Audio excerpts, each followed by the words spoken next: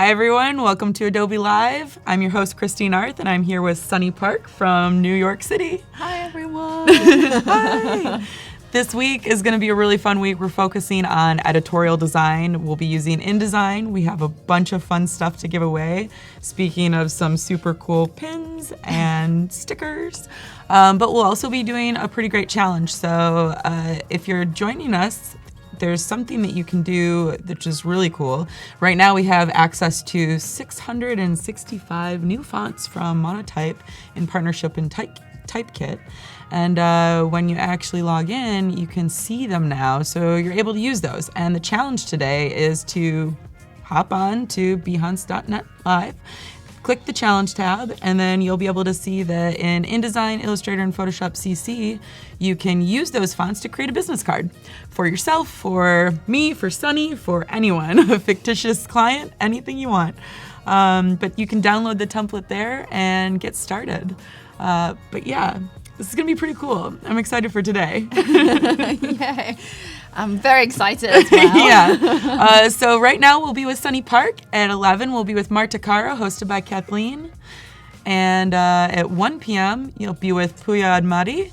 And then at 3 p.m., we'll be with Alma Kamal. So it's going to be a really great day. I'm really excited for all of the cool design that we're going to see. And I kind of want to see, let's talk a little bit about what you're going to do today, Sunny. Yeah, absolutely. So today I'm going to take one of my real client briefs and just trying to have fun with it. So I've been working with Art Papers. It's a small independent art magazine based in Atlanta. Cool. It's guest edited by Carson Chan, and I've have so much fun, and it's going to print very soon. And I thought, why not take all these like amazing content and just like have fun with it? Yeah, totally. So I'll be taking one of the features from the magazine and just taking, just take the liberty to have, just sort of create something that I probably wasn't able to because of the page count limitation and whatnot. So yeah, that's what I'm going to be doing. And it's quite interesting because the magazine is, this special issue is about ports of call. So, when you think about ports, there's USB ports, but there's ports just pure in the sense like exchange of goods and shipping and, all these fun things by the port cities. So really just taking inspirations from, where those sort of like exchange of goods and interesting things happen, and and then also water is a good component. Yeah, you were mentioning that earlier. I'm really curious about this. This was cool. Tell me a little bit more. I want them to know what we were chatting about before this. Yeah, absolutely. So I can show you like mood board images later, but basically if you're just getting inspiration from just fluidity and just the sort of like the characteristics of water. So obviously water just takes its shape by its container, and containers are shipping like cargo shippings, and all that is part of the theme. So just trying to take inspiration from those and sort of like emulate the way the water can sit, within its container, basically. So great. Oh, I'm excited. Cool. Well, everyone say hello to Sunny. She's going to be here for the next 2 hours creating some really cool stuff. So I think we have a lot of editorial designers joining us today, so it'll be fun to hear their questions and to interact with the chat a little bit. So definitely send your questions through. It'll be great. All right, cool. Absolutely. Let's get started. All right. So first of all, I kind of want to show a bit of like what I was talking about, like some mood board imagery, things that I took inspiration from. And I always just like pull folders from Bridge. It's like I just enjoyed looking at things in thumbnails and just getting a good sense of what I'm about to do. So obviously when you think about port cities, all these sort of like where the, water meets the land, and where the emptiness meets exciting, active things, and obviously looking at some cargo, ships. Yeah, I love the colors on that. Yeah, and then just really curious, like, what, when you think about water, what is the color of water? Just thinking about, is it blue, is it green? And I was just curious. Yeah. And then we'll be taking one color from, inspired by water. So if you want to see a specific color, let me know. Yeah. Is Yes, chat. The chat will let you know. Trust me. They'll be like, we want to see blue or yellow or whatever. Or is it brown? Is Yeah. it, blue, gray? Totally. I'm a big fan of grays, but people hate grays. I don't know. So would We'll love see. to get an opinion of what This color might be a is very water. gray chat. We don't know. Chat, chime in now. Let us know if you like gray, blue, green. What color do you want to see the water? Exactly. And then sort of like the size of the publication, I'm thinking like A4. And I think this idea of standardization is a big thing for, shipping or like sort of all these ideas of like, globalization and trade and stuff like that. So, I'm going to be setting stuff in A4 today, which is not very familiar to American audience. All right, so let's get right into it. People are liking gray. Yeah. Roxanne says, ooh, gray's beautiful. Why not? And also gradient. They're like, gradient. Gradient. Yeah. Green to blue. Ken Yi. Yeah, I definitely want to use texture and color to sort of, add interesting, sort of graphic moves to images. And, things like that later. So I'm gonna sort of randomly select 16 pages, and I'm gonna do lots of use a lot of columns today. So 12 columns and tight margins. Get ready for grids, guys. I can feel it. We're gonna have some sick grids going on. Grids, oh my god. Sick grids. Yeah, I'm a big fan of, especially, a topic like this, grids can come really handy. So top margin, I'm gonna not make it equal, and I can sort of talk about this later. So bottom 11.5. Inside margin, depends on if you're, perfect binding this book or thread binding this book. It's really, you have to think about, how you're printing the book really. But today I'm just gonna do it as if I'm printing this magazine. So I'm gonna set the bleed at 3 mil and then top margin, and giving a very generous inside margin. It's all, thinking that it's going to be thread sewn. So you want plenty of room in the... Yeah, I was just going to ask you, I'm like, why would, specifically for this one, if it's 16 pages, because it's not going to be too thick, but thread sewn, yes. Yeah. So I'm giving a generous inside margin. So just in case when the book is when the book is being bound, you're not going to see much of the things that fall into the gutter. So, you always want to give a generous margin unless you know the book is going to lay flat. And then you can sort of, give a little less margin. So, okay, so this is my... I'm like, we're like, yeah, sick grid. It's getting there already. Yeah. So 12 column grid, and the beauty obviously is you can use 3 columns, 4 columns, 2 columns. It's really just fun to play with this grid system. So today I'm going to sort of like think about, okay, so this is my cover and then this is my inside cover. So I'm gonna sort of like give a little color because I want to maybe sort of make a colorful cover, and then whatever the color of the blue watercolor of the water people think it is. They're all like, well, we've got blue-green gradient. We've got bluish gray from Greg. Let's see. Ashi says blue. What else? Let's see. Oh, someone earlier said clear. And I was like... Oh, clear's interesting. I was like, clever, but... Yeah. I mean, that's something that you could play with varnish, or something that you can play with as a printing technique, which we won't be able to do today. But we can imagine it. Yes. Kevin says glowing lava.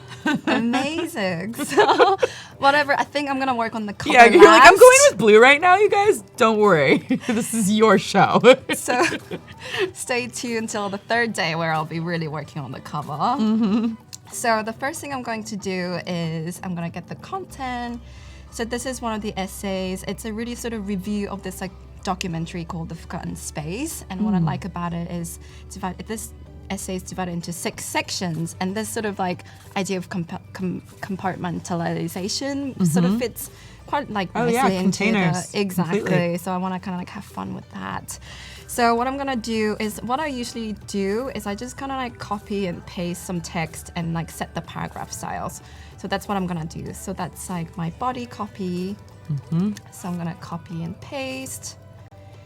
And today I'm going to use Neuhaus Grotesque, And it's basically a beautiful sans serif font that, you'll be familiar with it. It sort of looks like Helvetica, but it's just sort of, it's a cleaned up and it's more Very modern. it's very modern. And this, once again, fits into this idea of like sort of anonymous, sort of like, almost like cargo shipping, like sort of industrial font. I would say a lot of those cargo will either have something really giant and serif or something very clean and sans. Right. That's very rigid and bold. Exactly. So the type kit has this beautiful font, Noi has Grotesque. It comes in all kinds of 22 weights. Ooh, hear that, chat? Type kit. If you want to reach in there and look up some fonts for yourself, Type Kit's offering you over 600 fonts now, which is mind-blowing. Right. Yeah. So today I'm going to use a slightly different cut, but it's available on Type Kit as well. So that's pretty cool. The important thing, I really think about the baseline grid. So that's really important to me, especially when you're using multiple sizes.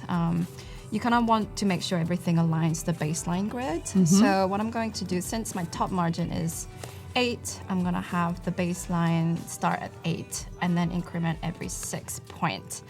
And then you will see why that is later. So let's turn on the... Thanks for the call out, Tim. The beast is here, Tim Mo Beast. He is the best, but he's a beast. Yeah.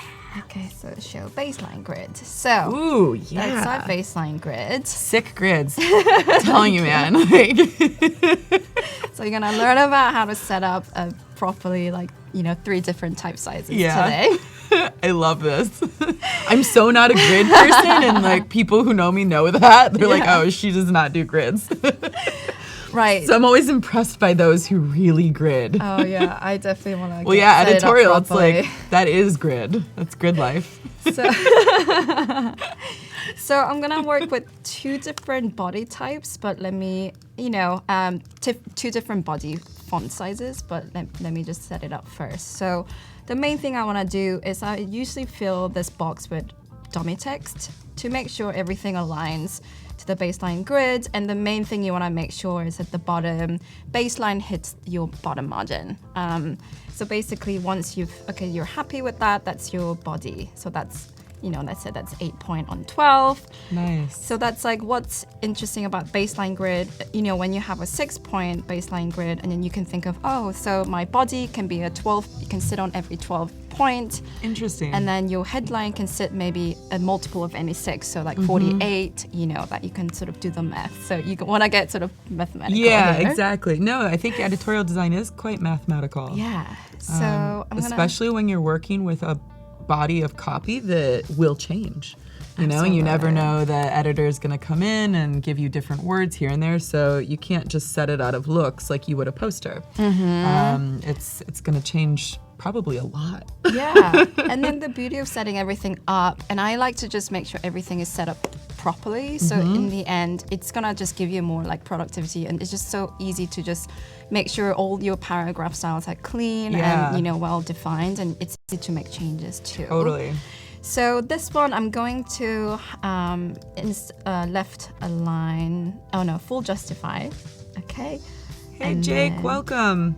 He's from Type Kit. That's so cool. Oh wow. Yeah, you're like, whoa. Hi. We're using your stuff. So that's my body size, 8 on 12. So I'm gonna Nice. call it body. And the headline size, and I've been thinking about it a lot. Do I want to give a pretty big headline? Do I want to give a small headline? It's I just kind of have to think about what makes most sense. So basically, I'm gonna also make this Noi has, and then I'm probably gonna make it 42 on 42. So pretty big headline. I like this. You're getting some serious math going on. This is good. Yeah.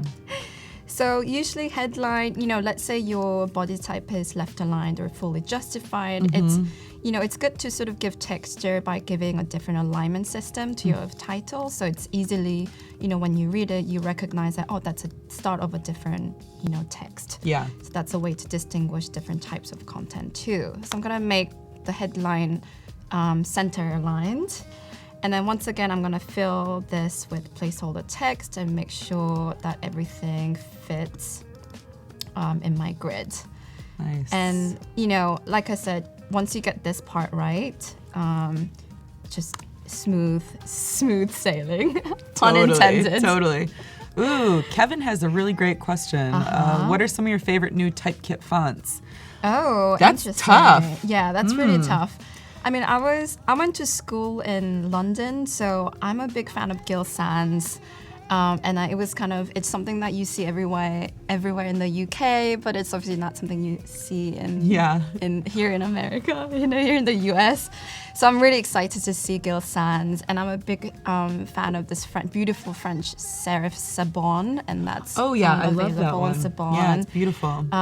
So that's sort of something that I get really excited. Something that classic fonts that you can sort of use it in an interesting way. Nice. So when you zoom in, so my headline is hitting every, baseline grid. And it's important that, when you sort of like align it, overlay onto your body type, everything sort of hits every 3 lines or every 5 lines or every 10 lines.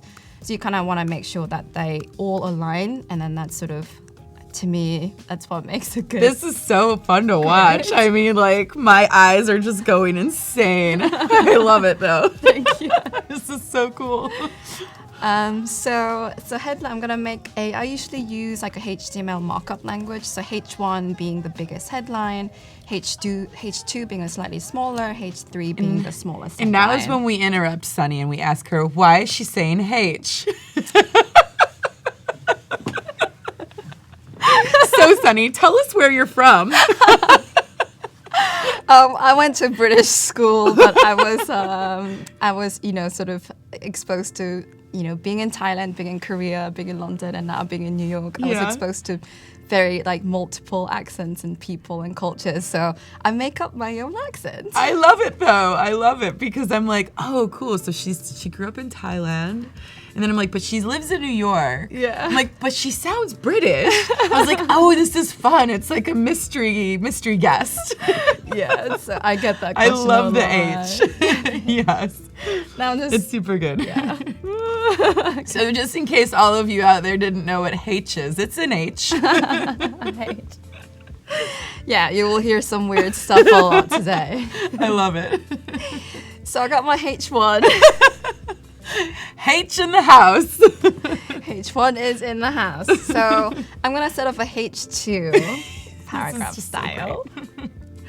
So H2 is going to be inevitably slightly smaller. This is good for any sort of supporting, summary text, any sort of quoted text, and you can really have fun with it. So yeah. I like this though. You're getting all of your text in there. You're getting all of your style sheets going, and that way it's like the whole old saying that my mom used to say, measure twice, cut once, But it's the same in design. Exactly. That's exactly how I approach, especially when in design, gives you all these functions to make your life easy, to make changes or make updates. It's just sort of a way for me to keep track with, what I'm doing. Completely. So this is my slightly smaller headline size. It's 21 on 24. So once again, you will see it hits every 2 line of our body size. So that's our headline number 2. So how many of you guys out there are following along and making some sick grids? Because this is a really good lesson if you aren't. Yeah, they're all like H. Yeah, all the secrets are out. Yeah, the secrets are out.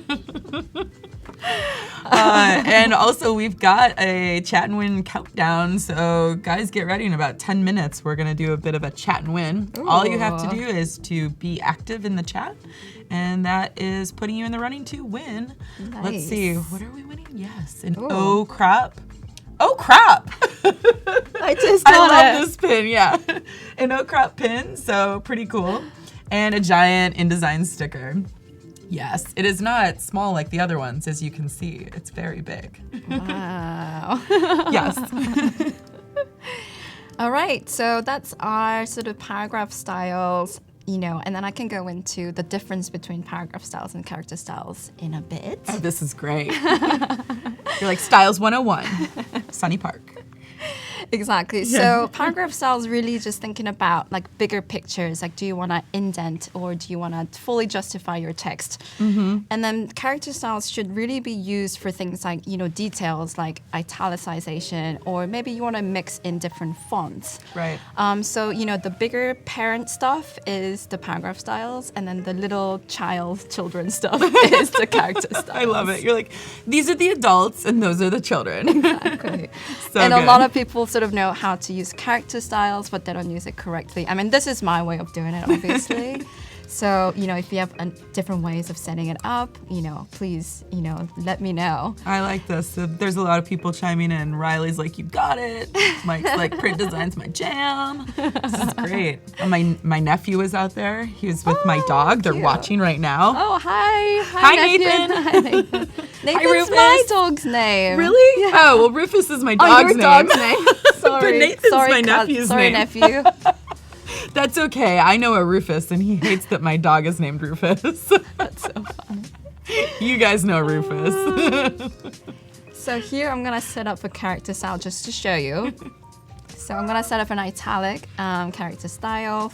Font is 56 italic. So you wanna make sure that in your character styles, none of the font or family or any of the bigger pictures set in here, but more like the stylistic things. Interesting. Yeah. I wonder if chat knows that you can actually do that. That's a really great trick. I mean, not so much trick, but Right. it's nice to take the font out of it so then you can actually apply the italic style. to any Yeah. kind of italic. So That's a great reference. exactly. So character style. So now if I, highlight some text and just apply, italic, and then later on maybe you want to sort of track the italics out a little bit, which is sort of, since the fonts are slightly, slanted, yeah. they're sort of, bumping against each other. So you kind of want to give a bit of room between the letters. So I usually track it out by 5 or 10. It depends on the fonts. Yeah. People So are really into the grids, by the way. Yeah. I'm just saying, there's some impressive grid comments going on. Yay! So I'm gonna add the tracking to the italics. So this is sort of your, Bible. It's all set. You're ready to go. This is what you really wanna Woo. start with. There we go. Oh gosh. I'm like, it's gone, you guys. It's gone. Wait, bring it back. Okay. Very It's so great, though. Yeah. So that's my grid and paragraph styles ready So to cool. go. So That was pretty wild. Yeah. I love it. So obviously there are different ways to import, content into InDesign, but I just kind of like to do it manually. I just like to have total control of what I'm doing. So Yeah. I often kind of turn off, when you go into preference and then clipboard handling, you can either import text only, or you can import all the information. So it's gonna copy all the stylistic choices that you make, or any sort of way of organizing that text. But I usually just like to import text only, so it's all clean. I'm gonna apply character styles myself. I like that. It's so much easier too, because then you don't have to worry about having to search through and make sure that there's not something that's weird that just didn't get caught. Yeah. Exactly. And you kind of that's a nice feeling that you're in total control of what you're doing. Yeah, so actually Adobe Live has a really great point there. Hey, Lauren. Yes, if you're submitting your challenge, we will be reviewing it later today. So don't forget to download the template, design a business card, use any one of the new free fonts from Monotype and Typekit, and submit it. And there's actually a link there to submit it on WooBox. And we will be looking at that near the end of the show today. So it'll be pretty great. We'll review all of them, and Sunny will pick a winner. So pretty cool. Yeah. And if you aren't familiar with using some of the tools, Paul Charney has a really great video on the challenge bar that was so nicely uploaded for you guys to take a look, and you can get a little quick tutorial of how to do it. Nice. Yay. Fun stuff. It's all these resources that are I available know. to you. I feel like I could spend all of my time actually watching these videos and like never leave my house. Absolutely. I'd be really happy, but you know, like I'd just be like, ee. So good. Yes, Roxanne. Paul does rock. Hey, Paul. Hi, Paul. All right, so I just copied and pasted the first section of this text. Nice. And then, I'm going to really just have fun with it. Yeah. Oh, I like this. I feel like you already were. Yeah. You're like, and we do this grid and that grid, and I do what I want with this paragraph. Yeah. I love it. So what I'm gonna really try to do today is to make the text really flow as if it feels like water. It's like as if it's flowing down the stream. So the way I'm going to make text into sort of interesting water-like shape is I'm gonna make all these sort of shape rectangles, and I'm gonna wrap it around the text so it's sort of interesting. It sort of acts as an obstacle for the text. Clever. So in a way, that's sort of like the way I'm going to sort of emulate the way the water hits the land, and then sort of emulate the emptiness, and then something that fills a space in a way by sort of, all these sort of invisible rectangles. Oh, it's gonna be great. So that's my first paragraph, and I quite like the idea of just sort of having fun with taking the paragraph out of the paragraph and just giving a bit of like type, like font size variation. So here we go. I'm gonna put the first paragraph in a sort of bigger. Kevin's like, the shape of water, yes. So true. So the beauty of setting up your grid in a way that you can just sort of like immediately see that all your baseline grids are sort of starting to align a little bit, and you're just kind of, it feels good to see everything aligning. I mean, that's like personal opinion. Oh, I think it's great. So that's okay. Let's all delete the dummy text because it's very distracting me right now. So Riley had a really good question about, he says he's already learned so much, but he's planning on studying graphic design soon. Is there anything that wouldn't have been good to know back when you first started? Like, what's your advice to a future studier of graphic design? I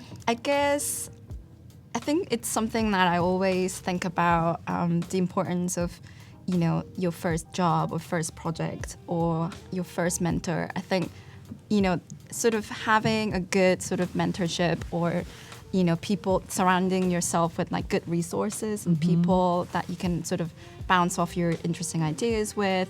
So sort of creating a network of people that you really feel comfortable like sharing your ideas like really honestly is quite important. So, really just surround yourself with people you love, people you want to learn from, and just peer learning is really a big part of it. And I think especially with online communities like Adobe Live, and you can learn so much from online these days.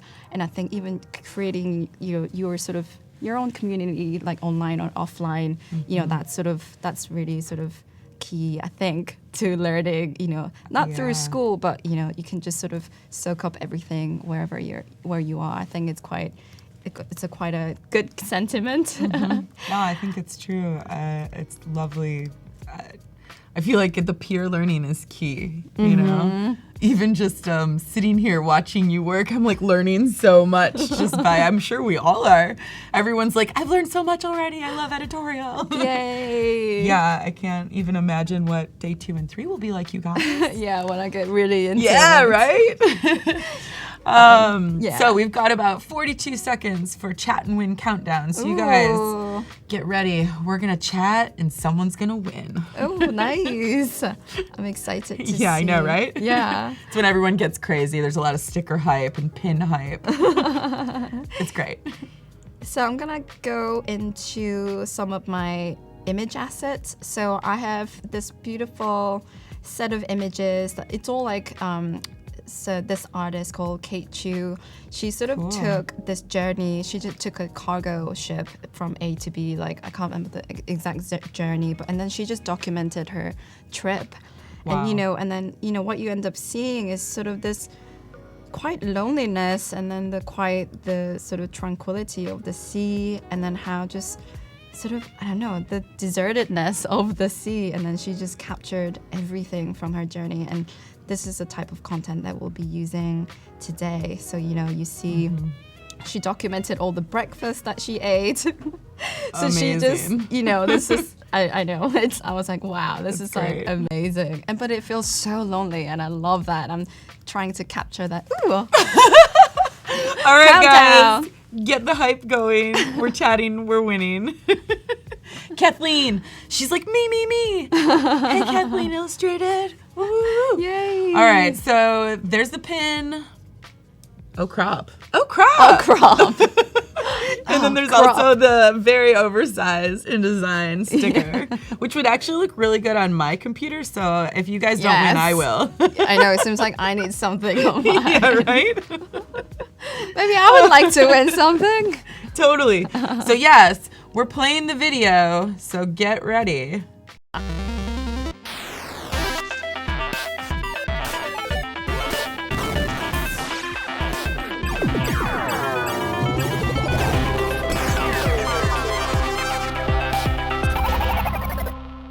Winner. Okay, so we did a lot of chatting. A lot. There's going to be some winning. Actually, just one winner. Sorry, everyone. Sorry, everyone. It's Sunny. Just kidding. Yay! You're like, it's me. Oh, congrats, Sally Billman. Nice. Way to go, Sally. Way to chat and way to win. Awesome. For all of you who didn't win, there will be a chat and win in the next session. So stick with us and join in about an hour and a half. Awesome. You're like, okay, back to design. I know. Enough winning, Sally. Yeah, it's like, where was I? Yeah. So, okay, so we're back here. So we have two different body sizes going on, and I'm realizing that my first line is just like, there are only 3 words per line, and it just looks really awful. So what I'm going to do is I'm going to make the small body type column slightly smaller. I'm going to make the big body column slightly bigger. And then that sort of, I'm going to play with this sort of, off asymmetrical, off center type of layout today. I like the self-editing while you're going through it, It's like, I think that's another thing we learn over time. We're like, what I just did is awful. Yeah. You're like, I'm going to make it better. Yeah, it's like, oh, let me just go back to what I was doing. It was so sweet. I was like, oh, it's not awful, but like, I totally see your point. That's great. And I have some more images here. And like I said, I just preview everything in Bridge. And these are some of the contents that, it's a screenshots from that from that documentary that the text is talking about. So I'm gonna actually drag one of the images as our sort of opening feature image. So that's a sort of, more like a title page going on, and then we can really have fun with the way an object is interrupting text boxes. So, for example, I'm gonna start this column. Nice. And I'm gonna sort of wrap around the text by setting it up this way. Okay, let me just delete that one. So chat, we've got the challenge today. Don't forget to submit new work from today. Work we haven't seen, work using the template, and using new fonts from Monotype, because Monotype is allowing us to download pretty much anything right now using Typekit, which is amazing. It's very true. And the cool part is that with the plugin, now instead of having to click on Typekit and then go outside of Typekit onto the website, you can see all the different fonts that they offer within that dropdown. Exactly. Which is pretty cool. You can preview everything instead of having to load it in the website, which is going to save a ton of time and is also just really cool. Yeah. So previewing fonts is a fun thing. You kind of Yeah. really have to think about, how big are you going to use your font? How small is it going to get printed? And also, what kind of like personality does the font, typeface have? Totally. So, for example, I'm using Neuhaus Grotesque for that industrial, like sort of anonymous look. Yeah. And then maybe you want to use something that more like bookish, like, Baskerville or something like that, and give a little bit more of a authoritative, like bookish look. And you can sort of really think about, what kind of like voice does my book have, or what kind of voice does the text have, and trying to really capture that type of personality that comes through the content is probably the number one, thing that I think about when I choose my type. Yeah, type is everything. Yeah. If you set this in something really serif, it wouldn't feel the same. Exactly. It wouldn't be as cold and like important to show the restraint of being on a ship crossing the ocean. Exactly. It's sadness. So I'm going to just sort of, set all the text that I have, and then just put it in text boxes, sort of trying to create sort of the land situation, like more like an obstacle situation, and create the water, the fluidity of the text situation. So I'm going to go ahead and flow in the rest of the text. So I just done the first one, and the second one, I'm gonna just use the same text box, copy over, and I'm gonna sort of think about where does everything fit, what does it feel like. So I want the first like sort of essay to feel a little bit more rigid, the first section of the essay, and then I want the second section of the essay to feel a little bit more fluid. So this is what I'm gonna sort of create, that sort of object again that wraps around the text. And people don't really use this, but my favorite thing is to create object styles. So object really sort of, I'm gonna call this land. So every time you draw a shape, the text is going to wrap around in this exact manner. And it's quite useful. And maybe sometimes I want to drop shadows in these shapes, and it's easy to go back into your object styles and really just have, just apply whatever state that you want. And it's super easy to update and change as you go. Yeah, I really feel like your styles that you're putting together are really, they're gonna help make so much difference over time, and you're really showing us some really great ways to actually do this to time save. Right, absolutely. Yeah. And that's sort of the important thing that maybe you wanted to use Neuhaus Grotesque, but later on you realize that, things are feeling really cold. So you want to add some texture, and then you realize if you didn't set up the paragraph styles, you really have to start from zero. Right. So that's really, for me, it's just saving so much of time by sort of sitting with it at the beginning, really sort of think about, what's the type sizes, how does it fit all, everything fits into baseline grid, and then later on it's just sort of refining. Yeah. So really, as you can see, I just want the text to just flow, from point A to point B, and I want sort of, color later, and I will add texture to this later. So that's probably tomorrow. I'm gonna add more graphics and images and sort of mist-like textures tomorrow. Yeah, there's a good question that Justin has. Do you have any table tips? Table tips? No, I don't. You're like, nope, there you go. There's your answer, Justin. No tips for you. Tables are so hard. I usually just... I love that. You're like, no, those are hard. I don't have tips on that. Yeah. If anyone out there has table tips, please let us know. Yeah. Send them now. I guess I just love to create everything manually. So I create a rule, any sort of rule using the paragraph styles or object styles. So I probably will be building that table from scratch. I don't have a tip. It's just manual labor. I like that though. Yeah, exactly. So you can see I'm just flowing text and I'm just thinking about, how this like sort of text will read. But in a way, like reading experience is very important. But I kind of want to use this time to just think of using text as an image or text as a texture, and then just really just break the rules where we can. Yeah, no. It's just fun to see the layout coming alive. Yeah. And feeling like the blockiness, but also the flow. It's a good juxtaposition between the containers and the water.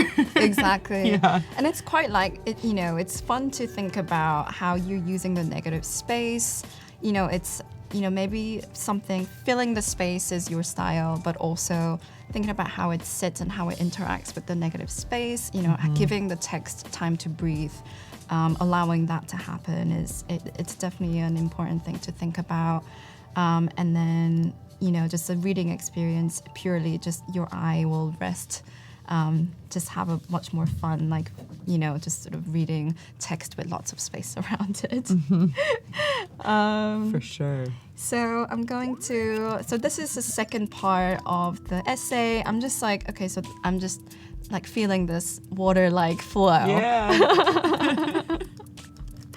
And the third one, and I'm going to really just think about, I'm going to go back to density.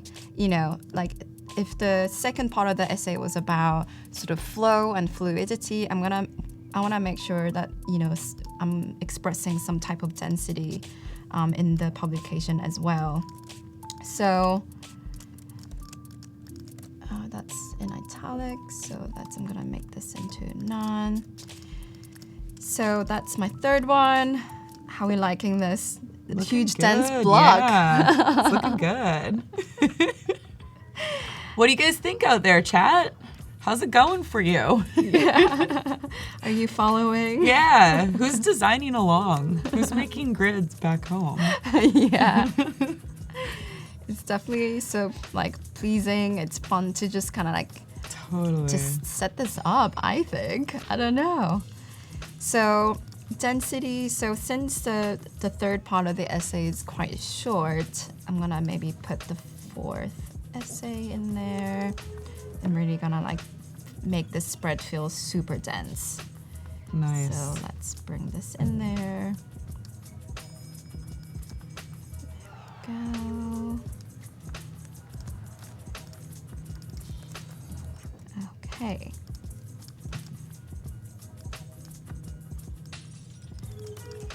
Okay, and then let's see what the fifth section feels like on this page.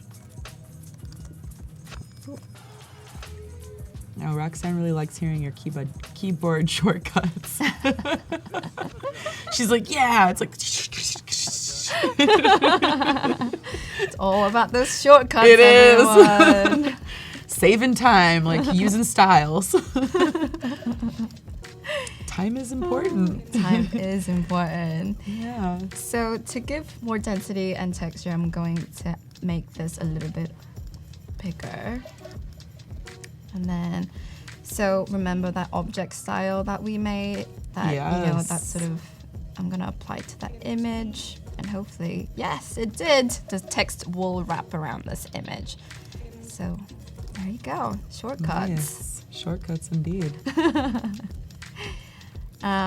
So I'm going to keep laying out. So this is quite like fun to think about, how those image and text sort of relate to one another. Mm-hmm. And ideally, you want to be thinking about, sort of maybe there's a section in that text that specifically talks about certain part of, what you're dealing with. And you want to really sort of express and support that text by, using or sort of slotting in images. Mm-hmm. So like you're not just sort of like reading, but also you're reading with images as well. And I'm going to sort of sculpt this image in there. Deo has a question asking about nested styles. Mm-hmm. Do you work with nested styles, and are you going to do any of that this week? I'm not sure yet. Maybe I will if that's Tune in something. tomorrow, Deo. Then you'll know. Yeah. So yeah, I'm just really having fun with laying out text, and which we can start to refine, later today or tomorrow. But I just want to make sure everything fits into those sort of page limits that I've created. So I'm gonna keep going. So we're on 5. And then one thing to point out, you can sort of add more texture by sort of, what we call like sort of quarter text, or maybe you want to make some part of the text really big, and maybe you want to emphasize some part of the essay, and you can sort of start to think about, oh, what does my quote look like, and that's maybe one way to really bring variety into your layout. So I want to make sure everything feels dense on this page. So I decided to copy some part of the text to really sort of emphasize that part of the text. So the only downside is that there are a lot of the hyphenation going on. Yeah. So the rule that I think about is that you definitely don't want to do more than 2 or 3 consecutive hyphenation in a text. So I'm going to break the line in a way that you can sort of avoid 2 or 3 consecutive sort of hyphenation from happening. And then I might have to make this slightly smaller to fit. So yeah. So that's sort of, I'm going to update this text a little bit later. I just want to make sure this it looks good though. page feels dense. Yeah, it definitely feels dense. I like the, it's like, but that's important, because you're creating a visual story. Exactly. Yeah. And one thing I want to think about always is you don't want to repeat the same move all the time. So I make sure the spread before and after, they feel completely different. And that's a way for people to keep turning the page as well. Keep them interested. Exactly. And a place like this, really think about full bleed spreads. Maybe I want to add a page after this that just really break out of the density, and I just kind of want to make it full bleed. That's what I'm going to do. So if you're just joining us, we are here with Sunny Park, and she is designing an editorial layout for Ports of Call, this latest issue that will be coming out soon. Super cool. Sunny is joining us from New York and by way of all over the world. And she's going through her process for editorial design today. So definitely stick with us. This is really cool. So far, we've gotten to learn a lot of sick gridding.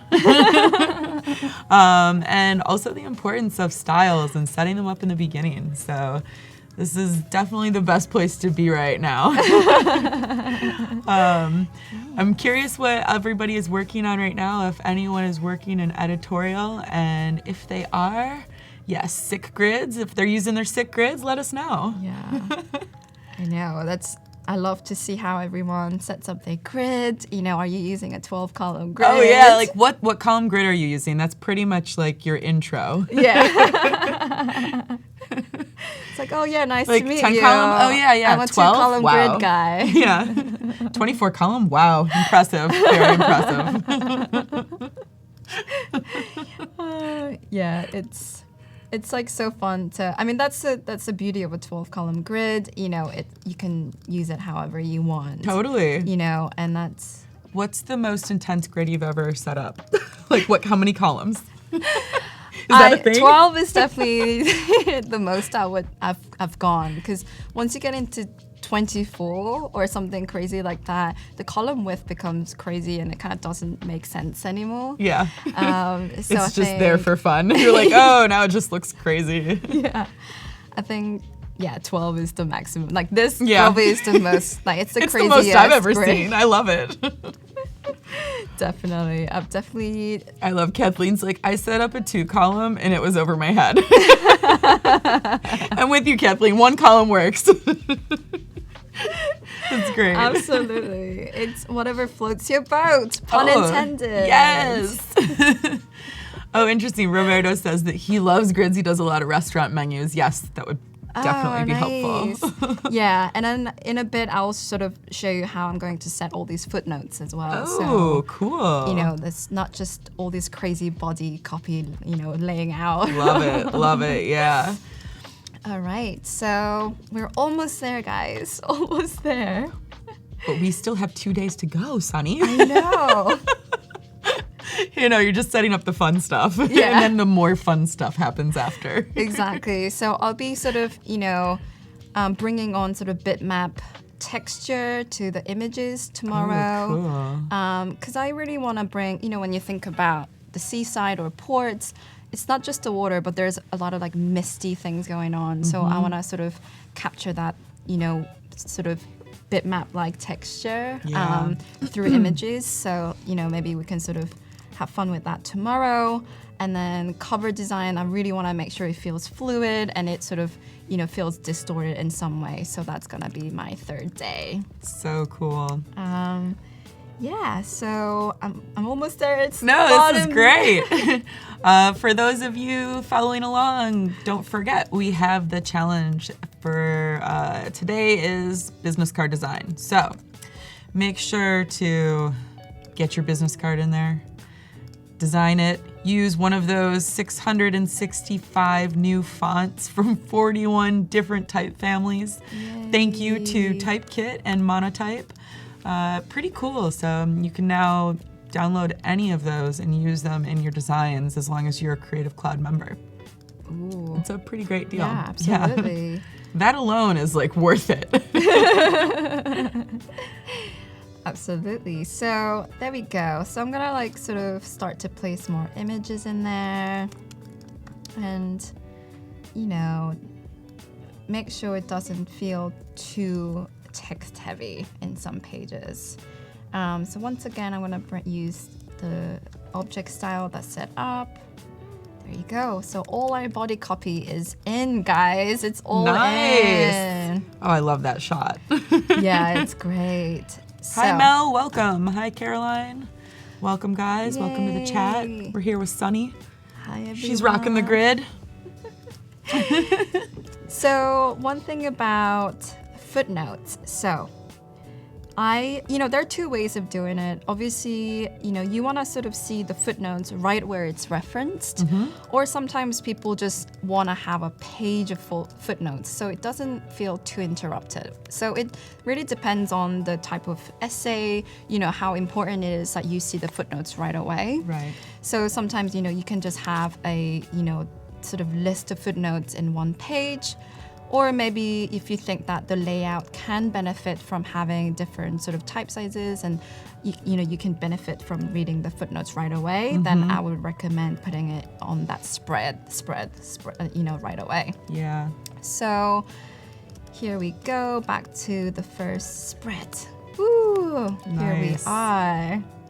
So I'm going to copy and paste the footnotes and I'm going to style it. And I'm going to show you how that works. So really just the footnotes, I want to make sure that it's the smallest body size. So I'm going to copy paste the footnotes right here. So you will see that all the numbers have sort of disappeared. So I'm going to sort of write down the numbers here. You're like, oh shoot. No, it does happen. Yeah. I mean, if there are better ways that you think we can copy the footnotes. You're like, anyone have a footnote secret? Let me know. You're like, please tell us now. So this guy, I'm going to make a new paragraph style. So I'm going to call it caption. New styles, guys. Yay. Oh, actually, I'm going to call it footnotes, since that's what they are. Nice. Footnotes. So this one, I want to sort of have fun with it. And by that, I mean I'm going to insert rules. Every sort of footnote is divided by a rule. I love it. That's fun for editorial designers. Rules. Yeah. It's so true. And everyone does it differently. People, insert their line like manually. But I just like to do it once again, paragraph styles. Let me just find it. Oh, there we go. Underline is on. So I'm going to make 1 point underline. Let me look at my notes. I love it. And I'm going to insert a little bit of space after in the final sort of like, I wanted to have a space between the first footnote and then the second footnote. Mm-hmm. So I'm going to put a bit of space after, which, it depends on your grid and baseline grid, but it works out to be 2.15 on mine. Okay, so that's not the underline. Okay, I selected the wrong one. Strike on. This is great. I like the idea of that there's the two ways for footnotes. I would probably end up putting mine at the very end all the time. Exactly. I know, I'm just like, so rule above is the function that I need. It's the one, okay, so there we go. Oh, Laura has a question about the grids. She's like, why did you originally put your grids directly on the page instead of using a master page? Right, so my master page does have 12-column grid. Is that the question? I think it was when you created the document, creating it with the grids versus doing it afterwards in a master. Oh, right. It's really up to you. I mean, first I, usually just set it all up at the beginning and then refine it using my master. So, for example, I just know that my column width is going to be, I know I'm going to use a 12-column grid, and I'm going to use a tight gutter between the columns. So, maybe once you're setting it up, you feel like, the column gutter is too tight, then I go back into the master. It's really just, And is it that if you set it up for when you're creating the document, it goes on everything, and then you can actually do individual ones in a master that would go over it? Exactly. Yeah, so you have a little bit more control down the line. Yeah, so I know. And sometimes I don't know what kind of like grid I want to use, so I'll just start with like, 1 column grid, and then I'll add it to the master. Like Kathleen. Yeah. Yay! It's all up to you. Just 1 column grid. I like it. All right. Super. Good question, Laura. Thanks. Thank you. All right. So I am going to revisit my footnotes because I think I have to update. I think I clicked on the wrong rule above, rule below, paragraph border. Is this what I'm looking for? Let's see. No, it's not it. I've lost I've lost my border rule. While you find your rule, I'm going to talk a little bit about the challenge. So, this challenge, you guys, it's pretty legit. You win a Creative Cloud subscription. So, if you're not designing a business card right now, you should be. Get your template on the challenge tab, and then you can use any one of the new types available to you by Monotype. Typekit is now, actually in the future, they're going to be letting us use over 9,000 fonts. There's going to be seamless activation with those, so that's coming soon, mainly to InDesign and Illustrator, so it's pretty cool. That's awesome. Download your template. If you're unsure on how to actually create that using these programs, there's a great video by Paul Trani from yesterday, I think, and he did a great tutorial on how to get through it. And then upload it, and then we're going to judge it and decide. Sunny's going to decide which one she likes best. Yay! And then you win. Yeah, Matthias, 9,000 fonts. Poor Vu. Yeah, it's fun to, it's helpful too, because what Typekit allows you to do, you can sort of select a category of font. So, maybe you can look up all the serif that you want or all the sans serif you want. Exactly. And really just have fun previewing the fonts. Yeah, it's pretty amazing because when you do click on it, now you don't have to be taken out of the program. It's all included within the program. Exactly. And then, like Sunny just said, it's compartmentalized into families and styles. So you can really get pretty nitty gritty on what you're looking for and be very direct and efficient with time saving. So it's great. Yay. I know. All right. Adobe always making it for the win. I know. So I'm going to update the footnotes a little bit later because it's giving me a bit of headache. You're like, footnotes? Meh, who needs them? I'm going to sort of skip that bit for now. I like it. Yeah. That's right. Everyone's still going gaga over fonts. So they're like, fonts, ah! Yeah. It's fun to kind of like think about, once again, like, what are the combination of fonts that you want to use? So, right now I'm just using one font, but, maybe you kind of want to bring sort of, interesting sort of combination of fonts by adding, different fonts to my footnotes. Totally. But right now I'm just going to keep it pretty industrial. I like that. One font. And the main sort of inspiration like came from all these cargo ship as well, and this sort of idea of like vertical text, which I will do later. Like I'm gonna set the page number in sort of this more condensed style. And just think, just feeling like things are stacking and things are just sort of, this is like the type of feeling that I want to create using my layout.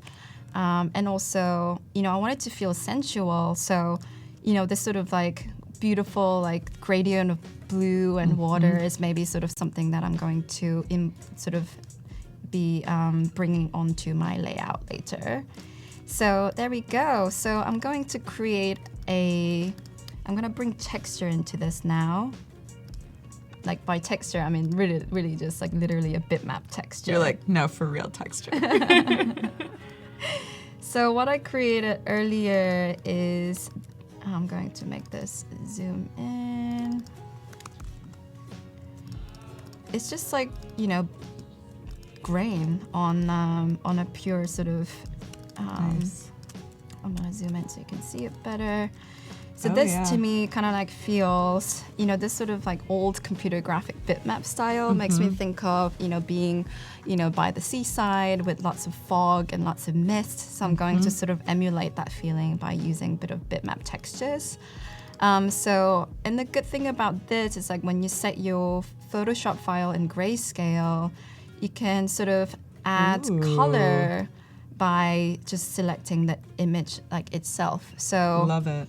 Whatever the blue that we end up using today, that's going to be the texture that we'll be using throughout the book. So I'm gonna start sort of placing mist that sort of starts to, it's almost like a wave, you see a tide coming in and out of the publication. So I kind of wanna think about how the water meets land, and how sort of the texture can really just bring your layout, much, just sort of more light, and it starting to make, much more sense. And I'm going to, and like I said, I really think the color of water is more like, blue-green. So I'm going to maybe update this so we kind of just don't see this weird cyan all day. So I'm gonna add a bit of yellow.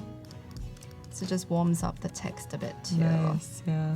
So, and then what's fun when you think about, layout, maybe this tide can start to animate by placing it in place. And then just sort of, you can start to animate these textures too. Very cool. So I'm gonna just show you really quickly what I mean by that. So you can sort of just go, you can see the wave is starting to come and go. And that's sort of like a little fun that when I think about, you can sort of think about the experience page by page, but what does it feel like to just, flip through the book really quickly? Is there some sort of reading experience there too? And I sort of want to create not only the vertical tides, but I want to make sure, there are waves going in and out of the publication, and it start to, block all these sort of areas and hide and reveal different negative spaces, and it sort of feels good on the page. Yeah, it's really lovely. And it's fun to sort of overlay. it's, think about how well your text is going to read. But since we have a very small texture, I think you're going to be fine overlaying all these kind of textures on there. So I'm going to really have fun with overlaying right now. No, it's beautiful. Everyone's like really into the halftone. Yeah. Yeah. They're like, ooh, halftone. So, yeah, I mean, it's a great technique to use the halftone bitmap. Yeah. And think about, when I was little, like I love all these flip books too, and then little stick figures are like animating how they on the jump page. around. And that's sort of like the sort of naive quality that I really just enjoy about, this like flip book situation. It just kind of, everyone loves it. And there's like something nice about bringing sort of movement to, and inevitably, inanimate objects. Just bringing more liveliness and sort of more breadth to, what you're seeing on the page. And Roxanne has a great question. She said, did you know your concept when you were coming into it? Were you already prepared with an idea? Or are you letting it flow as you're creating? Right, so that's a great question. I usually start with a mood board like this, and I make sure I have a really strong idea of what I want to explore. So I definitely started with a really clear concept. I knew I wanted to play with grid. I was really inspired by this image here, for example. And and all these texture, vertical and horizontal textures, it's really good to sort of think outside graphic design and look at, whether it's photography, whether it's art, sort of, open your eyes to everything and then start narrowing down. So yeah, I kind of knew what I wanted to do, and I'm just trying to, sort of visualize that concept in my head. And don't be afraid to experiment. Maybe you had a clear idea of what you wanted to do and it's not working out, and that's all right. Just, you have to keep going. I love it. The optimism is real, you guys. Yeah. You're like, that's okay. Just keep going. Yeah, absolutely. I love it. It's true. Yeah. So I think I want to like play with the texture on the cover too. So I'm going to temporarily place this bitmap. I like it. In hey, our Tima. inside comma. Tima just joined. It's like eating hot wings and getting knowledge on editorial design. I'm like, I like that. Yeah. Yay, hot wings. Editorial. Yeah. So it's looking really cool when you start to see multiple pages. Yay. Yeah, you really see it coming together. And I definitely want to sort of start to refine a little bit more, but I want to just sort of show you my approach is to sort of lay everything out and make sure your approach to each spread is slightly different. And you can see, like, I haven't even sort of just, I haven't really set up the paragraph styles in a way that, that separates different paragraphs, which is like problematic. So I'm going to do that in a bit it too. is maybe, but it could be a style. You never know. Exactly. And I definitely love the idea of, like I said, breaking the rules too. Yeah. So what if, maybe you want to run something like from one page to another. I mean, why not, right? Yeah. So maybe I'm going to do that right now. I want to make sure everything sort of runs across the page. Let's see what that feels like. Yeah, I like this. It's experimentation on the fly. On the fly. This is good, though. I mean, that's the only way, I think, to make happy accidents of, like, I wouldn't have done that until I did it. And obviously something falls like this in the gutter, like you're going to have trouble reading. Yeah. So you have to think about that. So I'm going to leave it like this right now because I quite like the way I it think looks. it's cool. Or maybe one way to do it is to make it into 2 columns. Let's do that. And then sort of make it as close to the gutter as possible. Oh, yeah. And then just run the text in 2 columns. Yay. So you sort of are creating that feeling of flow, but you're not disrupting too much of the reading experience. Oh, Lindsay's asking, she says she sees a lot of gradients. How do you handle banding in the gradients? But it's actually a bitmap. Exactly. So if you get really close, it might not be visible on the screen, but if you get really close, it's hard to tell on our monitor, but it's all just dots pixelation. Right. So that will help with any gradient, and I think that's a really great technique that Sunny is using. Right. So, you know, it's going to print less ink at the top, and then it's going to print more ink at the bottom. So you're naturally just sort of creating a gradient situation by sort of playing with the, you know, dots per like square inch. So that's sort of our first essay. And, you know, I think I have a few more essays that I was thinking, you know, if time allows it, I want to like, you know, lay out a few more essays, but we'll see. Like, this is my first essay in the first day. So, and I was thinking, why not make the fonts like different color too? Yeah. And, you know, you have to really think about, you know, I'm gonna get super like practical too, and you know, really you want to think about how many colors you're printing, because that's gonna add up to the cost. So, in a book like this, obviously you're gonna have to print CMYK full color with an like to be able to print full color.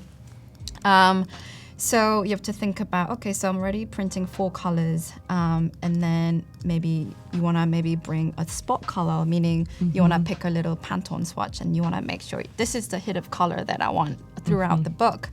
And then that we're talking 5 color press. So you have to think about, you know, how much that's going to add to your production. And it's, you know, it's something that you sort of don't realize when you're laying it out, but you know, or sort of physicality of the object is something that all designers should be thinking about, and how it's going to be produced and what kind of effects you're going to get.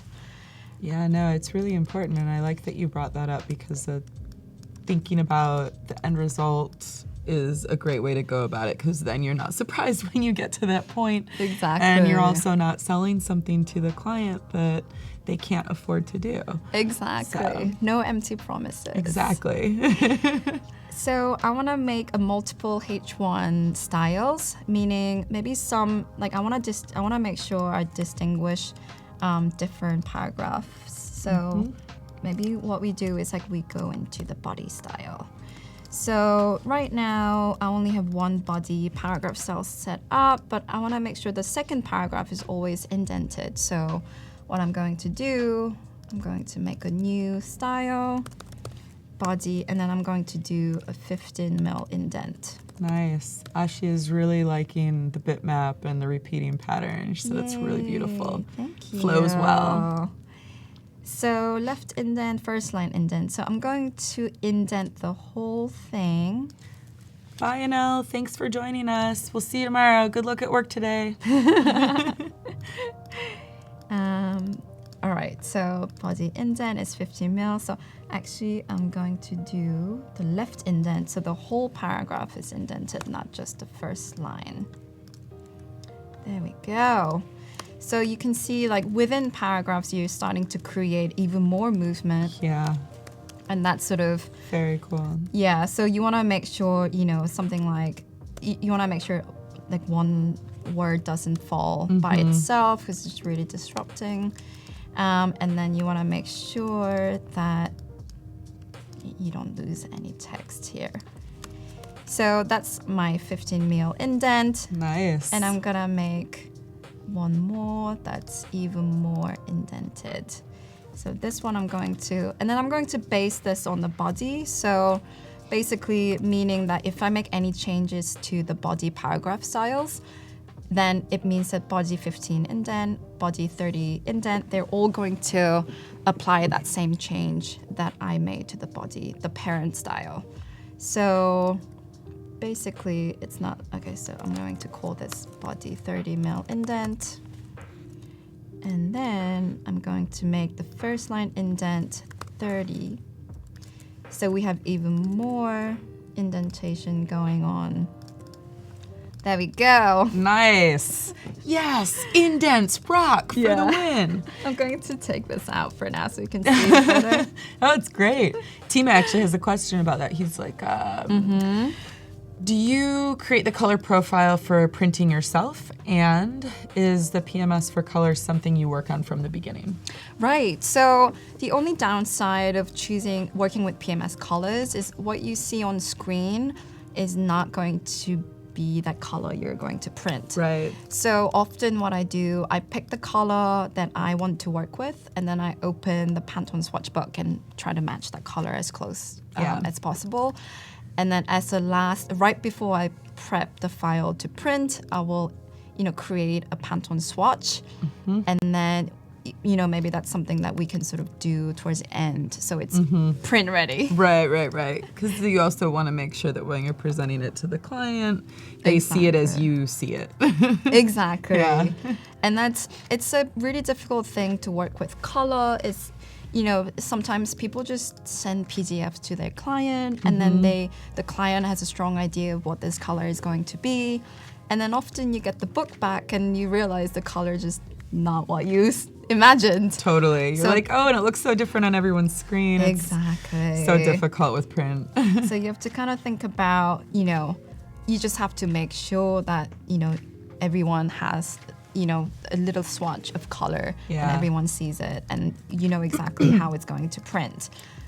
So obviously a different type of paper stock is going to print color slightly differently. So I'm a big fan of printing on uncoated paper, but obviously if your publication is image heavy and you have to print full color, and especially if you are printing artwork that color is really important, then definitely think about printing on gloss or coated paper.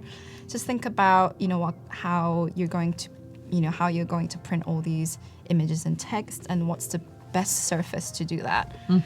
That's really important, and it's something that people kind of like forget about, because like you're so like digital and you're on this sort of like Adobe screen, and you kind of forget what you're going to get when you send this to print. So it's very important to think about. Yes, you guys, we've got about 13 minutes left for the design competition for today. The challenge is to design the business card, submit it, and then Sunny is going to review and pick a winner. Ooh. And with that winner, they will get a Creative Cloud subscription for a full year. So it's really worth doing. That's right. Exactly. It's the whole suite we're talking about. Totally. Oh, Kevin has a fun question. Do you ever worry about missing body text on your layouts? Oh. He's like, that used to give me nightmares. Yeah. Yeah, definitely. I mean, it's, I definitely think about that all the time. Like, did I forget to italicize something? Yeah, you're like, ah! So it's really important to get a proofreader. It's really important to, work with a group of people that pay attention to what you're doing. Peer-to-peer review. And then it's important to take some time off. Maybe you've been sitting with it for too long that you kind of stop seeing stuff. Yeah, and completely. It's nice to just walk away and then come back to it, and with fresh eyes. Exactly. Yep.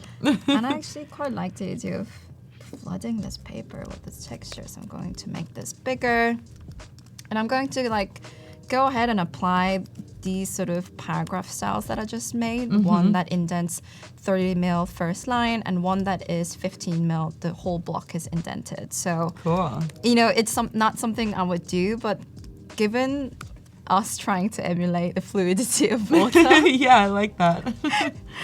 anything goes.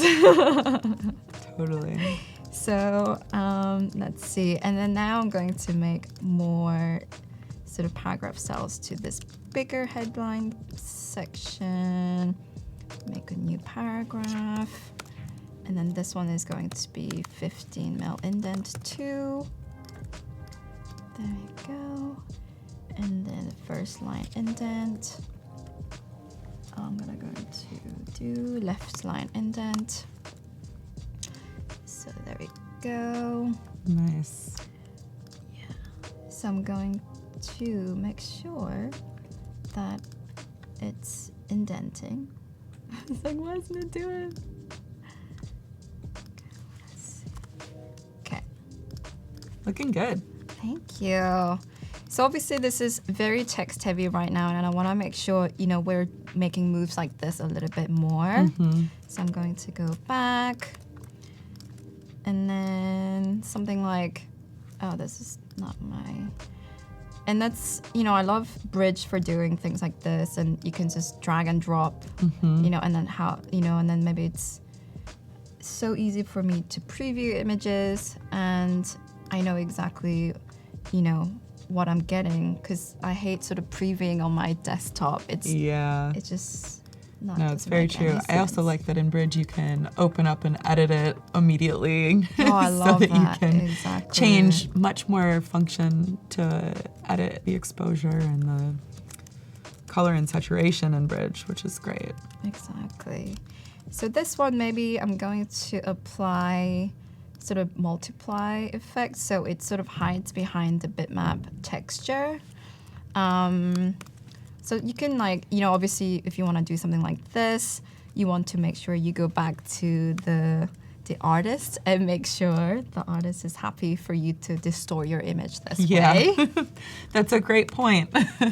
Yeah, you don't want to sort of offend anyone, really, just because you're selfish about how you want things to look, and you want to make sure that it's, respectful of everyone that's involved.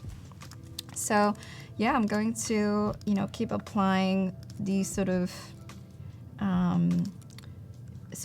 paragraph styles that I created, and then maybe there's some sort of interesting move happening, like, or maybe that's not what you had in mind, and keep going back and forth. Yeah, it's fun. It's starting to feel like water. Exactly. Chunky water, which I like because it's all about the containers and shipping. So what do you think? Are we going with the blue-green? Chat, blue? What do you guys think? Yeah. This is your chance. I know. You have so many chances today. Stickers, Creative Cloud, and choosing color. Chat, what color do you think that we should make this? Or should we stick with the current color? Yeah, exactly. Yeah. I don't know, maybe. I like the color. I think it's nice. Yeah, I think it depends on which oceans we're talking about, Right. Yeah, and then once you get all your photos in there, Jason says green. Green. Yeah, are we talking about Be Pacific more specific Ocean? though. Like what kind of green? Kelly green? Exactly. Peacock green? Mint green? Exactly. And I kind of want to make. I'm going to make a gradient swatch, similar to what you see in this mood board imagery. Well, Melanie says a little bit more gray blue, or adding a little bit more gray blue. Yeah. Blue. Blue, green, gray, blue. I think it's kind of where you were anticipating. Awesome. Yeah. So I'm going to sort of go ahead and make a gradient sort of in this color. So maybe that could be, a little bit more, maybe I make this title in that gradient color. I don't know. I'm going to make that gradient now. So usually I just kind of put the image in there and then just sort of eye drop the color, so I have the exact swatch that I want to work with. So nice. I'm going to go ahead and then use the eye drop tool to make a little beautiful purpley color. And then I'm going to make a little perfect, Anna. magenta. She's like, maybe we can pick a color from one of those pictures. Yes, that's what we're doing. You're right on. Yay, no surprise there. You got me. Totally. So I extracted two little sort of purpley magenta-y colors. And I'm going to pull the swatches on here, and I'm going to pull up the gradient swatch. And basically, you can just drop whatever colors you have in mind in this sort of gradient panel. Nacho says pink. Ooh, maybe it needs You're going crazy, have a little more pink in there. Yeah, right? No, the sunset, the sea by the sunset is really beautiful. Totally. And that's sort of something I definitely thought about. So I'm going to break up these two colors by adding a white tone in the middle. And so that's our gradient. Nice. So I'm going to add this to our swatch. I'm going to call it purple brown. Why not, right? Yeah. Ooh, So can't wait for purple brown. Yeah, let's see what that looks like. I'm like, I can't wait. So let's see. I'm going to select the where I want to apply that gradient, and then see what that looks like. And then it seems like the white is gonna give me a little bit of hard time. So I'm going to go back Ooh, look at that. Whoa, little flip action there. I'm Text going to fill. take out, exactly. So Nice. you want to make sure everything's legible too. So, that's sort of our palette. Cool. And the really fun thing about gradient, you can apply the gradient onto anything like text, images. Nice. I'm just gonna like go ahead and have fun with it. You're like, I'm having fun today. I know. I'm like, this is good. That's what design is all about. Experimentation, fun. I know. And grids. I'm like, is anyone following me? Yeah, everyone is following. Awesome. So I'm going to actually delete this purple brown with the white one and replace it with the new swatch because I think the white's going to just give me a hard time. So there you go. Purple, brown. Yeah. Kilia says the halftone is lit. Yay! So lit. All right, you guys, the clock is ticking. You have about 5 minutes until the deadline for the challenge. So I hope you're getting your business cards in there. We're excited to review. I see some pretty cool designs so far. So Ooh, yeah, it should be fun. exciting. Thanks, everyone. Yeah. Yeah, so, look at that. So I think I'm missing a bit of pink. Yeah, let's bring more pink in there. Nice. Nacho's right. He's like, pink, let's do pink. Yeah. So I'm going to literally click onto one of the colors that I made. I'm going to make it a little bit more visibly pink. Nice. There we go. Or more like fuchsia, magenta. And then our brown is feeling a little bit maroon. So let's see what kind of brown we want to get. Something like more brownish. Nice. So yeah, I'm going to go ahead and reapply the gradient. So I want to show more of the pink there. So Yeah. Oh, super. I love that, especially with the combination of that teal blue. Yeah. That's nice. So yeah, which you can see like immediately, there's a sort of, it feels very different, using a very industrial modern font and black and white, and then sort of hit of white feels very different from. Not just like, yeah!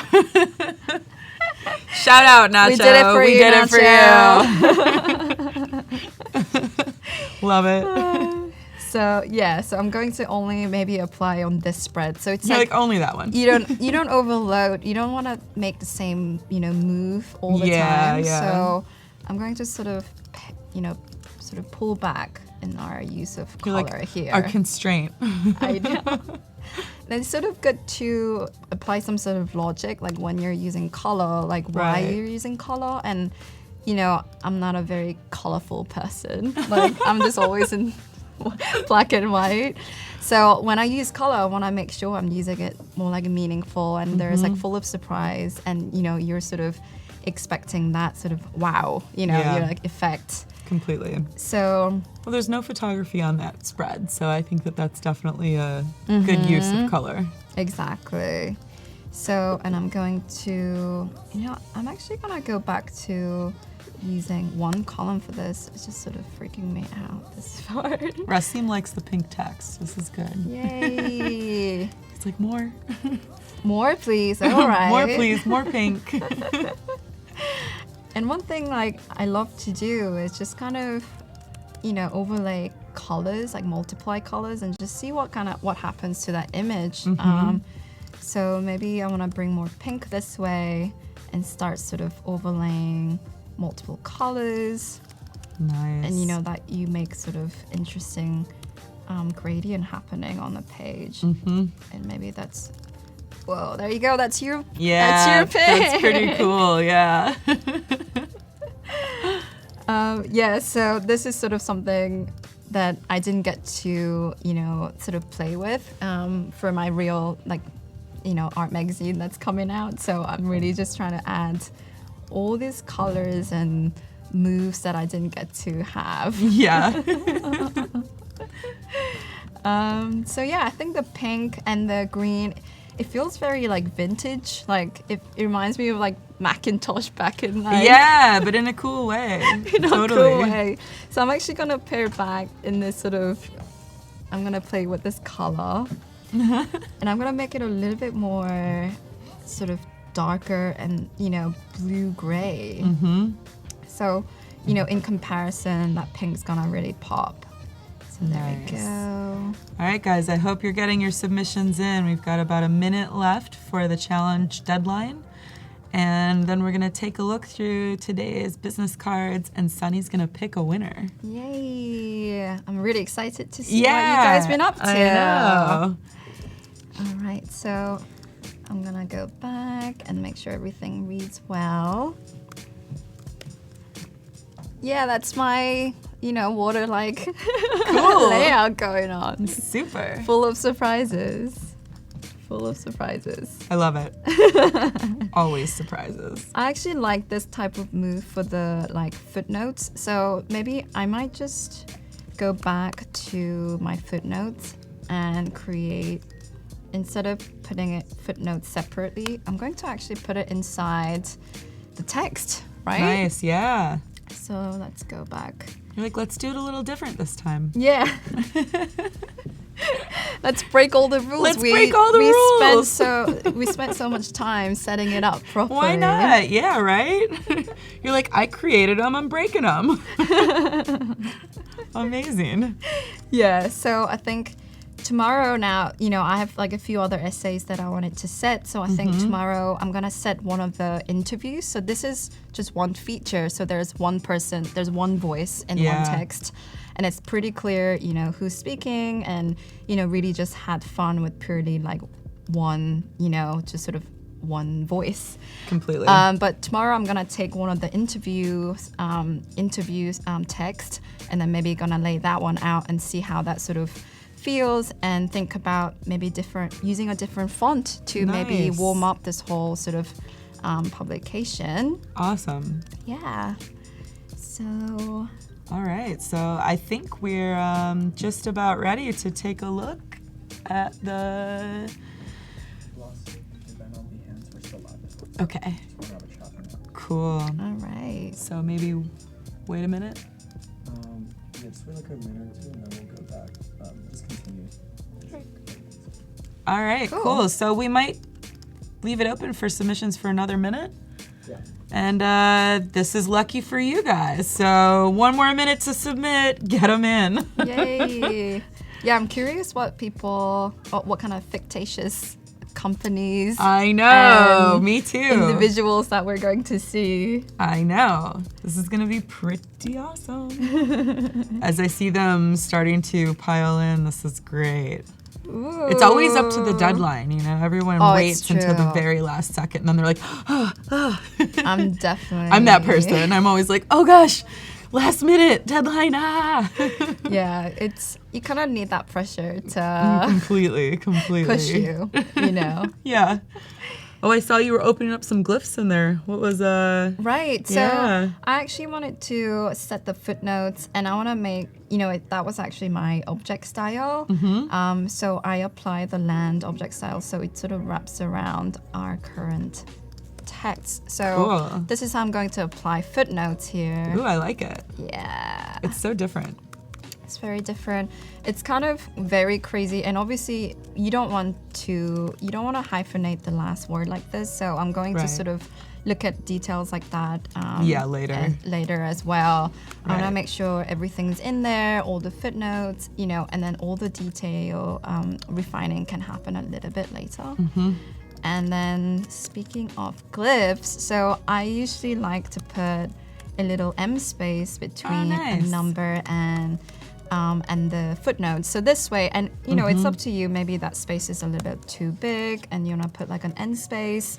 And the beauty of that is like if you use space, if you had a full justified text, then you're not going to be able to see that little space, because the InDesign is trying to sort of, fit as many words, or, it has its own logic as to how many words it's, placing on that line. So yeah, completely. If you put like a N space or an M space, it's a natural pause. Exactly. InDesign's always going to respect this amount of space no matter what you do. So that's sort of like a good trick to use N or M spaces rather than like a normal space bar.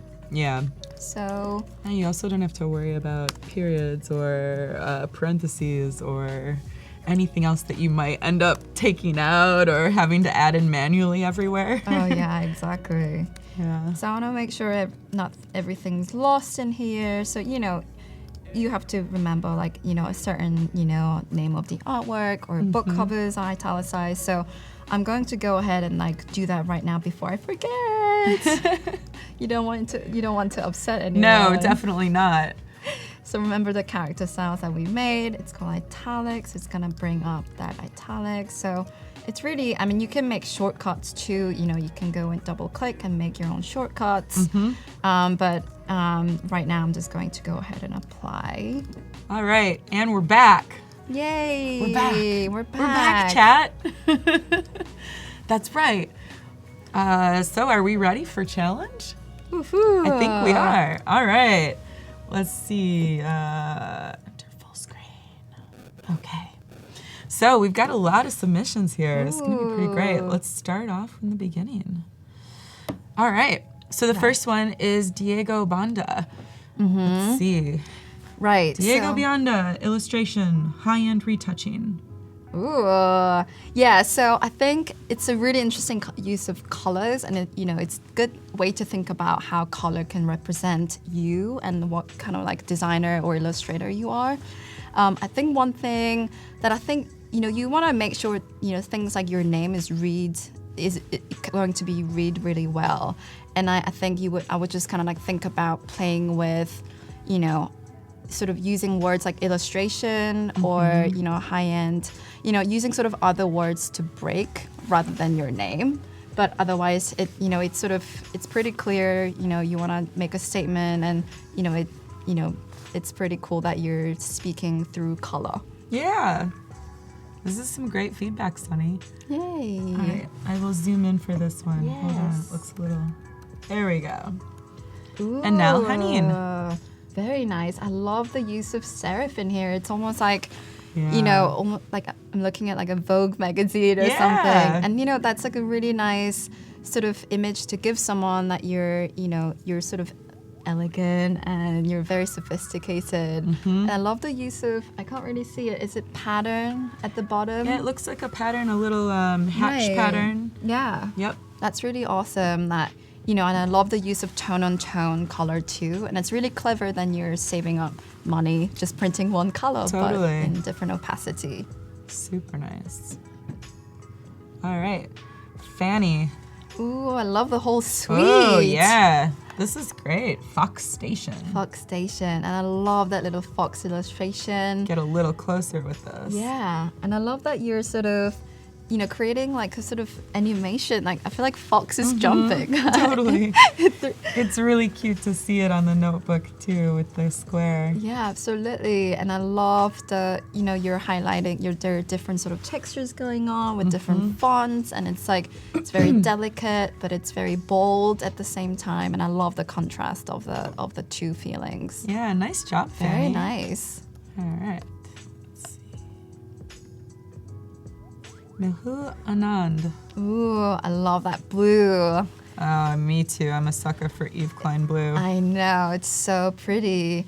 And also you have to be careful when you want to print white on flood of blue or any color like that.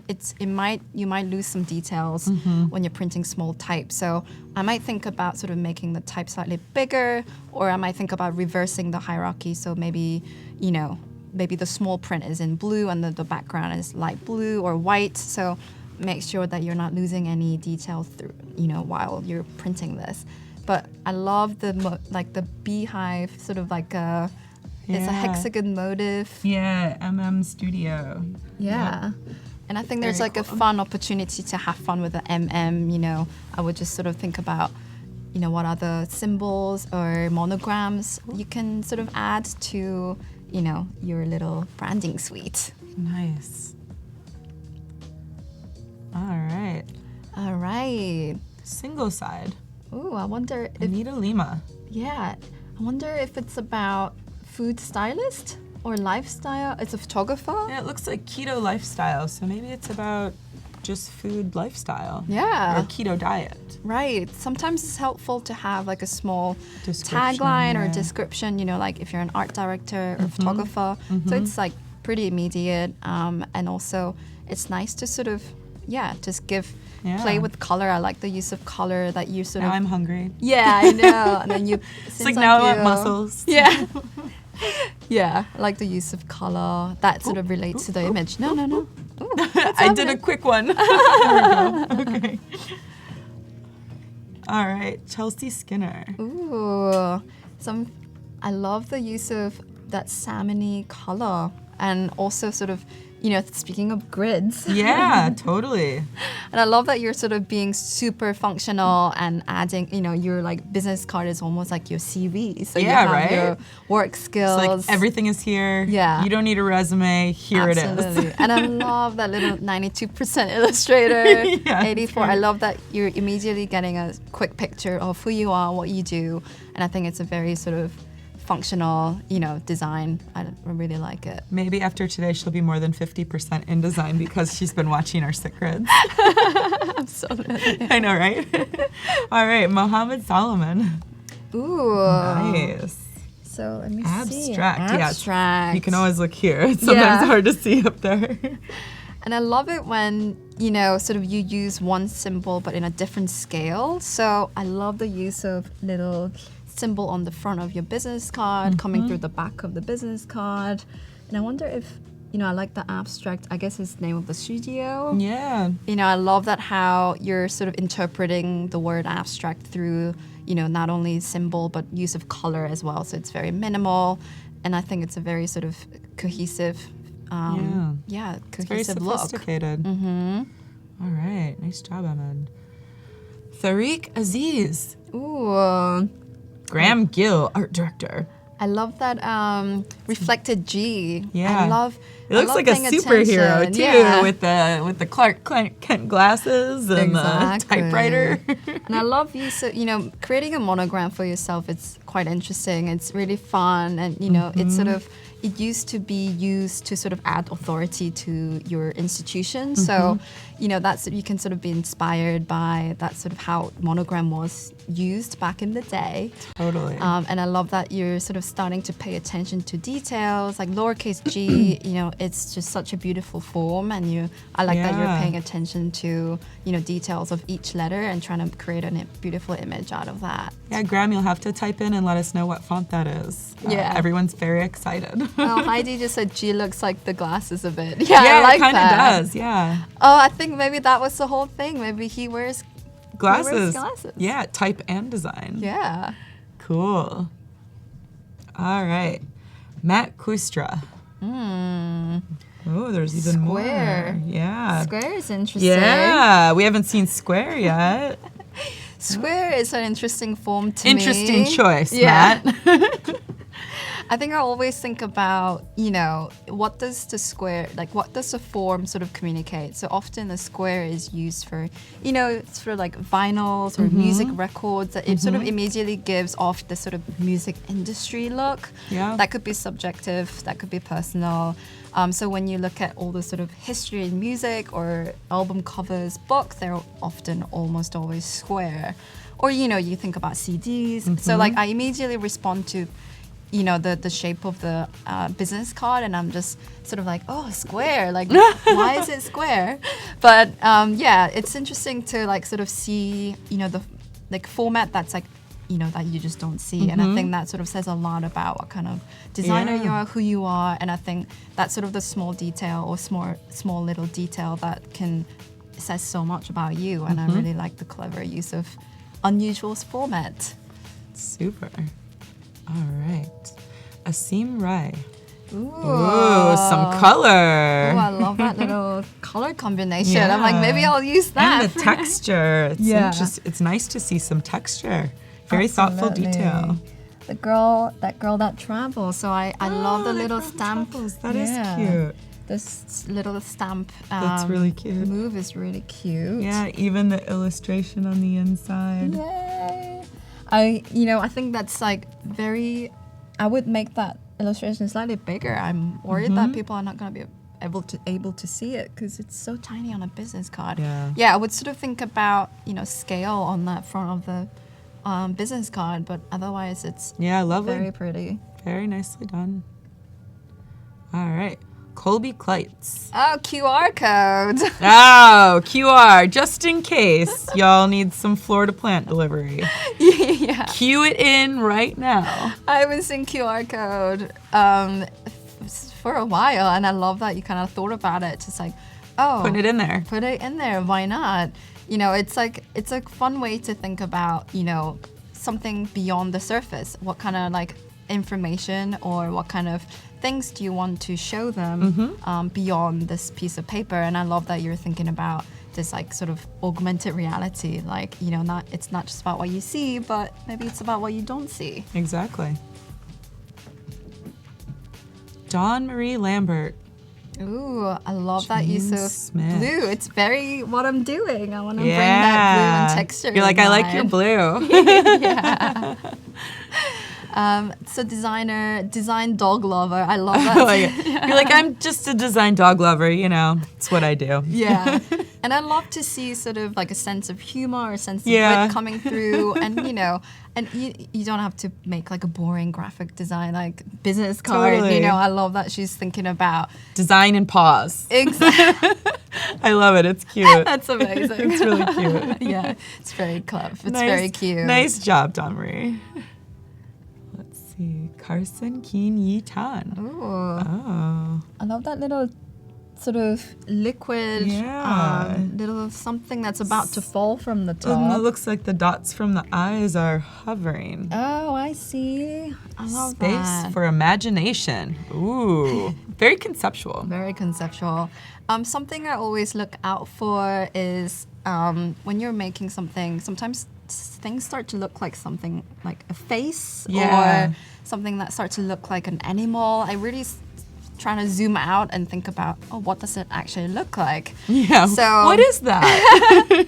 And, Is I it mean, dripping or are we like exactly. peeking into something else? Yeah, I would sort of play around with the texture a little bit more so it doesn't look like a hair and eyes and face.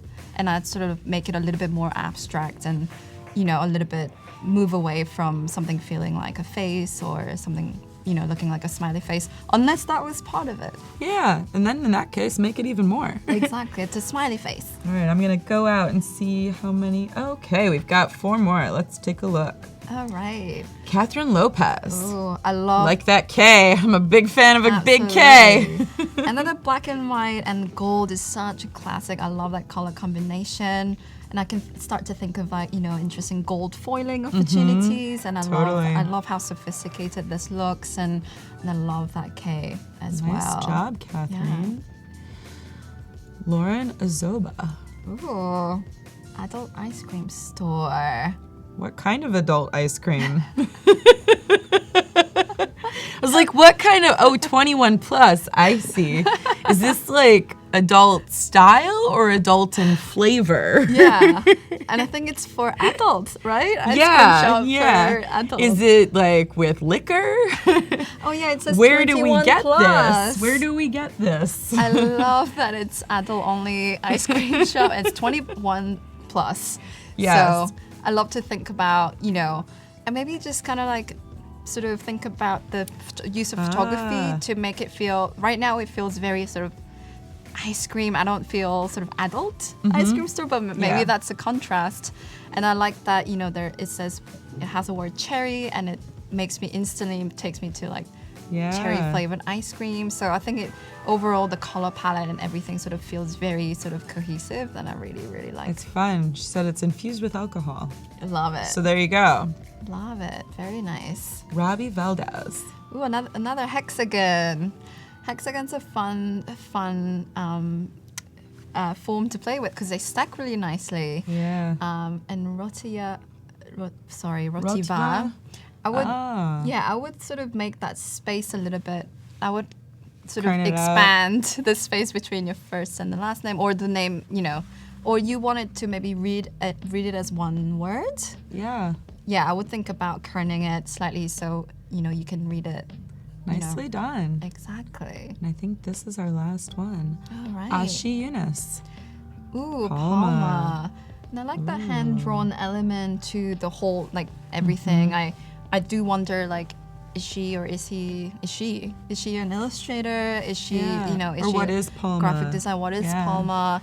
You know, I do love, you know, graphic, you know, abstract graphic design, but also I think about kindness and generosity in revealing who you are or what you're trying to do, and you know, just think about that sort of contrast, how much you want to reveal about yourself, but maybe you don't have to reveal everything, and there's always much to, you know, come. So that's like always like I'm thinking about, what do you want to say? Yeah. What do you want to show? So that is all of the submissions that we have. This is the toughest part where Sunny has to pick the lucky winner. Ooh, I don't have to pick right now. No? Not today. Not today? Oh, at the end of the week. Oh, listen to you. You're like, I'm not picking right now. Yeah. And I'm all like, but yeah, let's do it. Oh man, guys, you just got off the hook. Yeah, thank you so much for submitting. Yeah, thank you so much. That was awesome. Was so much fun. Yeah. And it seems like, you know, I love the variety of stuff that you see at adult ice cream store. Totally. Plans Super for fun you, stuff. plans to you. You know, I love Yeah. that, you know, you're thinking about. Design dog lover. Exactly. I love it. And the girl who travels. I like that one too. It's cute. So yeah, is it going to be a different challenge? Tomorrow, yes. Tomorrow is a totally different challenge.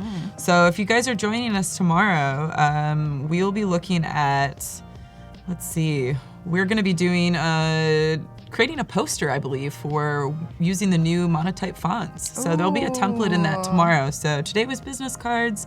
Tomorrow is designing a poster, and then day 3 is portfolio review, which everybody loves. Fun. Yay, I love to see. Yeah, I everyone's think this work. is going to be great. If you guys aren't doing it already, get your portfolios up and running and get them in there so Sunny can give some feedback.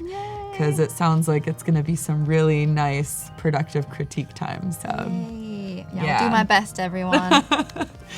well, we've got a few more minutes here with Sunny, so maybe we'll just do a nice wrap up. And I'd like to actually go through the concept and then the background and mood board. Yeah. And we can talk a little bit about what we got through today.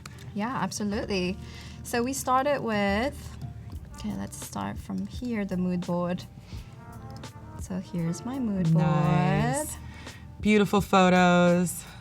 So as I said, I always try to look for inspiration outside like the design world and try not to sort of, you know, think like try to copy someone else's design, if that makes sense. Right, Just trying right, to really right. start from a really honest place. Think about what interests you. Think about the theme of what you're dealing with. So the theme of the content today is ports. So port city, USB port. It's really just where the, you know, land meets water, but also it's just like where the exchange of things happen. So, you know, so these are the things that just instantly are collected, you know, the sensuality of water, fluidity of water, but also just the rigid industrialization of things and, you know, and also standardization. So I looked at, you know, sort of international paper sizes, use of grid. Just think about any sort of moves, visual moves that I can just sort of pull and just be inspired by. So that was my Nice. starting point. Just thinking about, you know, what color is water as well. Just thinking about how to, you know, use color in an interesting way. You know, maybe it's a gradient, maybe it's just one color throughout. All sorts of colors. All sorts of colors. Chad's like pink. Love it. So, and then I started with, you know, a strong grid and, you know, sort of Yes. laying out 3 different type sizes, and, you know, a title is centered and everything else sort of more blocky. Thinking about, you know, how the color can come in and thinking about how texture can break and create a little, you know, like nice little moment that sort of gives you a little pause. That's sort of like a, you know, makes me think of like tranquility, you know, of the ocean, but also the aggressiveness of the ocean, you know, just Totally. thinking about that a little bit. And then how footnotes are going to, you know, support the way, you know, the main text, or how the footnotes is going to interrupt the way you read text.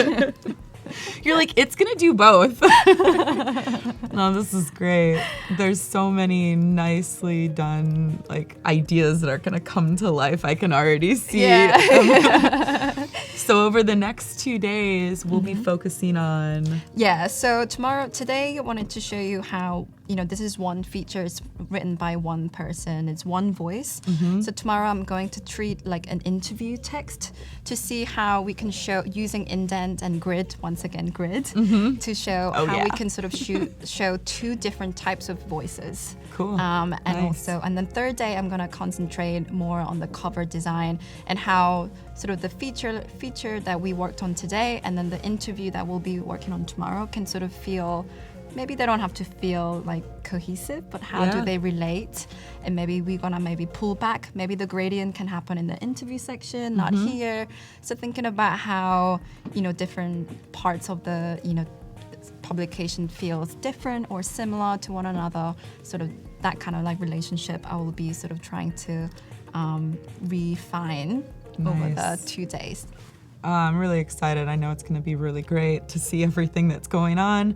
You guys, this has been a really fun 2-hour show. I can't believe it went so quickly. Thank you, Sunny, so much. Thank you. Stick with us. We have Marta Caro with Kathleen up next. And tune in for the rest of the day and tomorrow. See you Thanks, guys soon. guys. Bye.